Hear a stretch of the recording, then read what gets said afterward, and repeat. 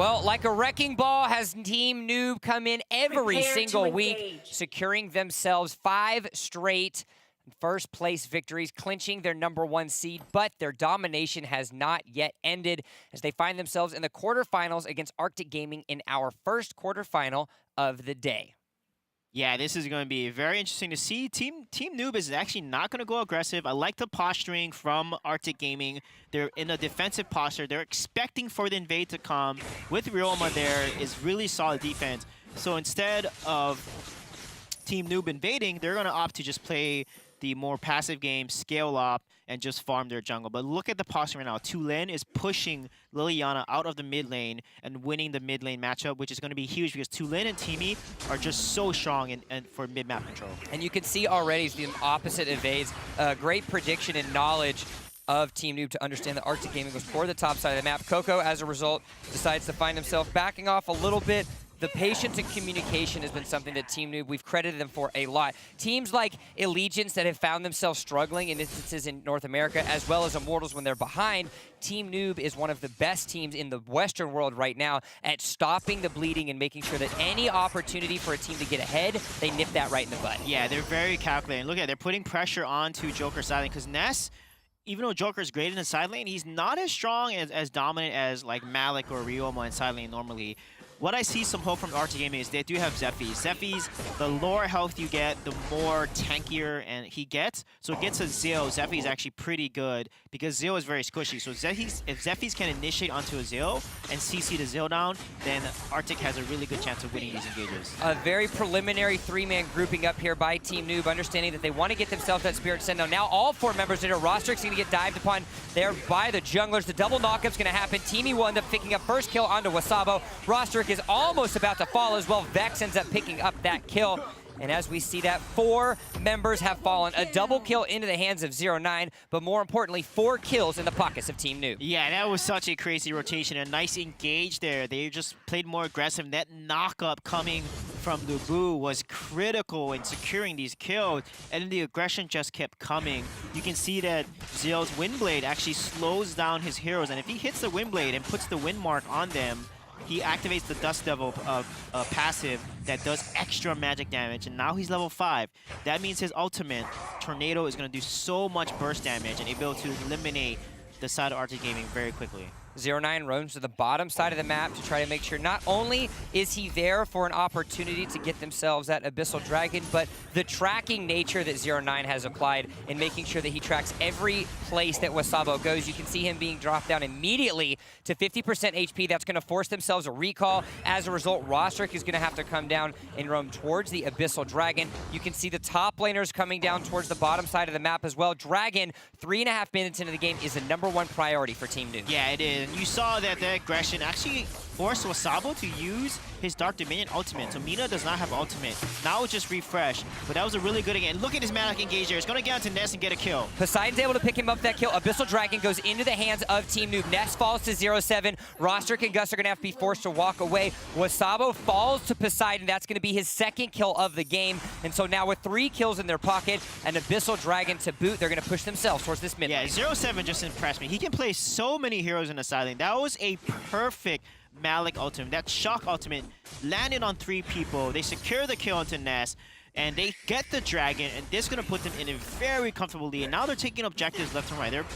They're exerting so much river dominance, and as a result, Arctic Gaming has to back off and really try to turtle. Poseidon does a great job of jumping right into the fray to be able to pick up that kill onto Pablo. You got other members. 0-9, remember, does not have his ultimate available, so they have to be careful. Poseidon ends up falling as a result. Oh, I stand corrected, actually. He used the preliminary ultimate, being a bro on. So Onslaught goes Rostrick. That's going to be his 4th kill of the game. And so now we're at 4.5 minutes in and already 8 kills into the pockets of Team Noob. Yeah, that was insane. Poseidon, although fell, they were able to get key kills on top lane there. However, Arctic's going to respond with trying to take bomb tower, but Vex makes a great rotation. And There's not too much they're going to be able to do. You've got the double knockup coming out of 0-7. He roamed himself towards the bot lane. Wasabo is very close to dying. One more skill. That's going to be the flicker. Oh. A missed skill shot. So Wasabo, with a little bit of tippy-toe shoes, is going to get himself out alive. But they're not able to take themselves that bot turret. So it was a solid effort for Arctic Gaming to try to get themselves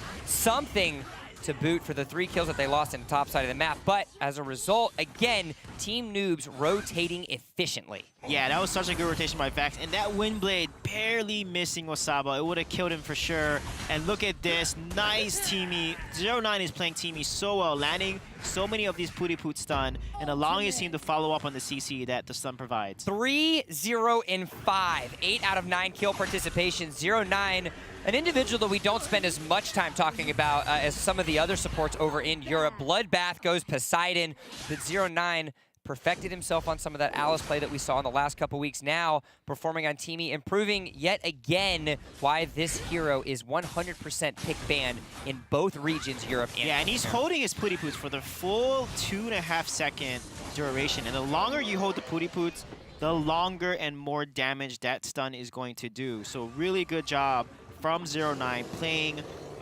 Teamie so well. They're landing a lot of key engages, and that it does a significant amounts of magic damage. I think it does like 700 magic damage once it's maxed. So it's very dangerous to be hit by a fully charged Pooty-Poot. Team Noob taking an interesting spin on the way that they're rotating themselves around the map. But these 4-man rotations are doing fantastic. Only securing themselves their first tower, however, 6.5 minutes into the game. It's not something that we're used to being seen. Despite up 6,000 gold, it has been a prioritization over kills and neutral objectives, non-towers included. As we said, they've only secured themselves their first kill.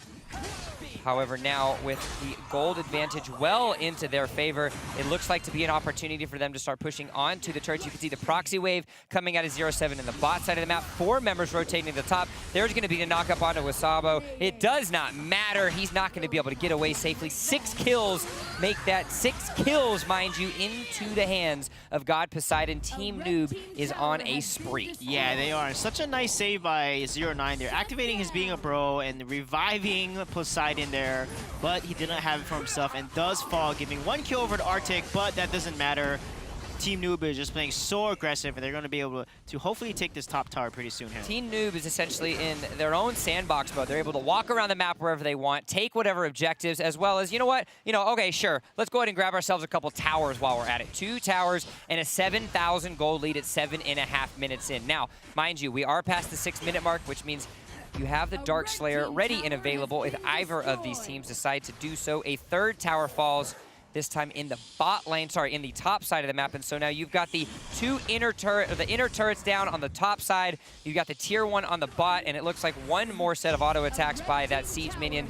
So you're going to have the outer ring completed and available. Almost 10,000 gold at 8 minutes, Suijay. Yeah, this is insane. Look at the item difference. Already, Zill already finished Loki's Curse, Enchanted Boots, and Apocalypse. He's going to be able to do so much magic damage with his abilities and his Dust Devil passive there. That is huge. And Vex is pretty fed at 5.4k already. You can see on the side of Arctic, we're gonna actually look at this fight. They're actually gonna kill on Ness and Wasabo. 0-7 decides to tower dive onto the backside of the map because he knows his team is gonna be there to follow. Clear communication and effective execution is on the side of Team Noob at this point in time. If they secure themselves a 5th tower, that's an inner on the bottom side of the map. The only inner turret left remaining is gonna be in the mid lane. As you can see, multiple members pushing up the waves. The wave management of Team Noob doing everything in their favor. Arctic Gaming, unfortunately, has been not able to accomplish any sort of success outside of that 1 kill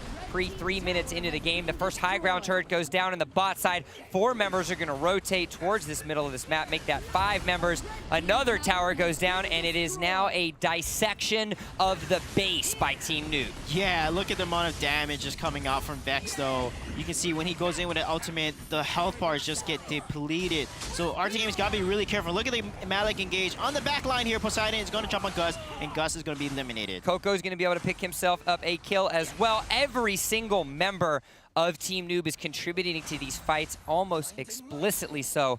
Poseidon and the rest of his team are on the top side of the map going towards this high ground turret with a couple minions left available. That siege minion, they're trying to protect it. So 0-7 tanking those shots to keep him alive and allowing them to do a little bit more damage. Mind you, remember the last patch that happened, 80% damage reduction if there aren't any minions near, and so clearing these minion waves are going to be of the utmost importance for Arctic Gaming. Yeah, that's exactly what they need to do. But look at the damage items. And Mina buying war boots there. I feel like Sonic boots would have been a lot better because she is the front line. She is the tank. She has taunt. She wants the enemy to fall in. Look at the amount of damage Vex is doing. Just immediately deletes the Joker, the Roma off 1-0. 5-0 and 8.